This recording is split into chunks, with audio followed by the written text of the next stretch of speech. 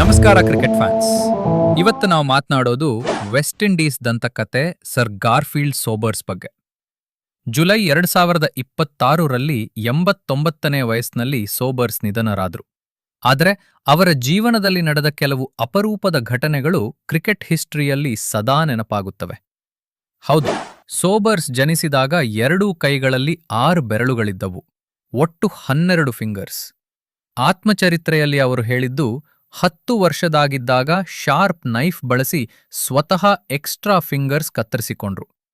Imagine ಮಾಡಿ, cricket ವರ್ಲ್ಡ್ನು ಆಡಿದ ಆ ಕೈಗಳು ಇಷ್ಟು ಯುನೀಕ್ ಬ್ಯಾಕ್ಗ್ರೌಂಡ್ ಹೊಂದಿದ್ದವು.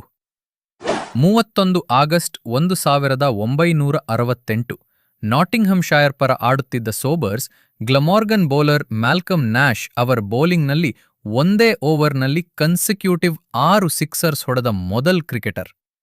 That moment changed batting forever. Most batsman ತಮ್ಮ ಮೊದಲ್ ಸೆಂಚುರಿ 100ರಿಂದ 110 ರನ್ಸ್ನಲ್ಲಿ ಮಾಡ್ತಾರೆ. ಆದರೆ ಸೋಬರ್ಸ್ 1958ರಲ್ಲಿ ಪಾಕಿಸ್ತಾನ್ ವಿರುದ್ಧ ತಮ್ಮ ಕರಿಯರ್ನ ಮೊದಲ್ ಸೆಂಚುರಿ 365 ರನ್ಸ್ ಆಗಿತ್ತು. At age 21 he became the youngest triple centurion. That record stood for 36 years.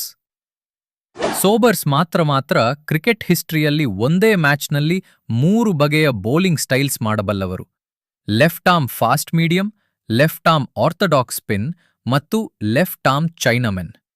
Batter confuse ಆಗೋಕೆ ಒಂದೇ ಓವರ್ನಲ್ಲಿ ಸ್ಟೈಲ್ ಚೇಂಜ್ ಮಾಡ್ತಿದ್ರು. ಕ್ವೀನ್ ಎಲಿಜಬೆತ್ ಅವರಿಂದ ನೈಟ್ಹುಡ್ ಸಿಕ್ಕ ಸೋಬರ್ಸ್ ಬಾರ್ಬೆಡೋಸ್ ಸರ್ಕಾರದಿಂದ ನ್ಯಾಷನಲ್ ಹೀರೋ ಎಂದು ಘೋಷಿಸಲ್ಪಟ್ಟರು. ಅವರಿಗೆ ದ ರೈಟ್ ಎಕ್ಸಲೆಂಟ್ ಎಂಬ ಗೌರವ ಬಿರುದು ಕೂಡ ಸಿಕ್ಕಿತ್ತು.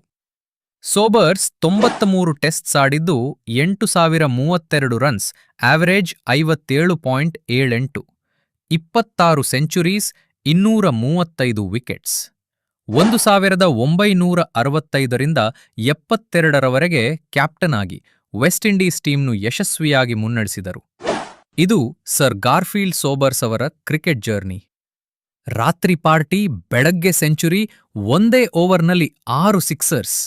ಸೋಬರ್ಸ್ ಎಂದರೆ ಕ್ರಿಕೆಟ್ ಹಿಸ್ಟರಿಯಲ್ಲಿ ಒಂದು ಲೆಜೆಂಡ್.